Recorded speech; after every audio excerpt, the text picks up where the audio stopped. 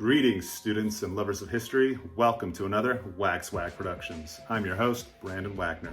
Now, today we're going to be looking at the settling of the West, that time after the Civil War, where the United States started to civilize the West and bring civilization with the Manifest Destiny and bringing of the railroads, civilization, mining, boom towns, all of that to the West. This is aligned to the California Social Science Standards 8.12, where students analyze the transformation of the American economy and the changing social and political conditions in the United States in response to the Industrial Revolution.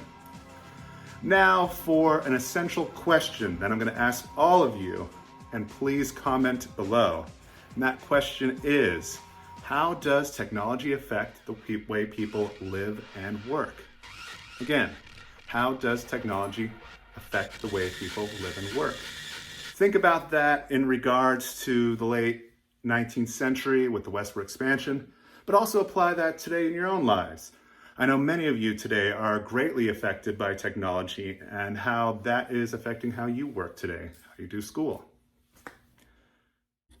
Now to get into a basic review of Chapter 17, Lesson 1.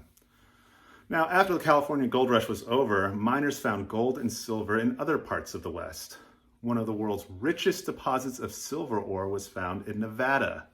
These big deposits were called lodes, and they often created towns which sprung up quickly in order to take advantage of the riches to be mined. These towns, called boom towns, were often abandoned once the miners no longer had any valuables left, creating ominous ghost towns. Since these boom towns were far removed from established cities, many of these towns had the problems of lawlessness and many forms of debauchery. Now to ask you all, what would you do if there was no police around and someone does something real bad like murder or grand theft? Ask yourselves that. What would you do? Comment down below. Well, back then, ordinary people would usually form mobs and take the law into their own hands. These mobs and groups of people who would do this would be called vigilantes. They would, of course, take out their own form of justice, usually in the form of hanging. Now, another problem surrounding these boom towns is how to get supplies in and how to send the products that are produced out to the cities of the East and the markets of the East. As always, when there's a need for something, there's an opportunity to fill that gap. Remember that if you want to become successful in business. Railroads, of course, met these needs. The federal government gave train companies free land onto which to build these tracks, along with government subsidies for every mile of track laid. Now, why would the government want to pay private companies with land and money to build these railroads?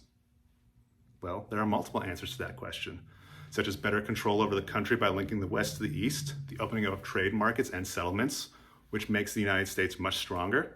And of course, there is the military, which now can use those railroads to transport munitions, troops from coast to coast quickly, again, making the United States stronger and easier to defend. Now, when the companies were paid by the mile to lay track, what would be the most beneficial to building a railroad if you were a private company and you were getting paid almost an unlimited supply of money for every mile of track you laid? Would you build it in a straight line? Those of you who thought that, you are wrong. Many of these companies took advantage of this unlimited supply of money and would start building the railroad north and then south again, and then north and south, almost like a zigzag, in order to cover more land which they would get for laying that track on, and of course, more monetary subsidies for each mile of track laid. Finally, by May 10th, 1869, the East and the West Coast were joined by a transcontinental railroad. This happened at Promontory Summit in the Utah Territory.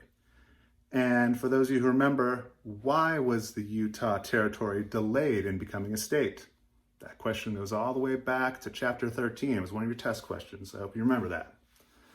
Now, as people built these railroads, new towns sprung up, and eventually these towns would become cities.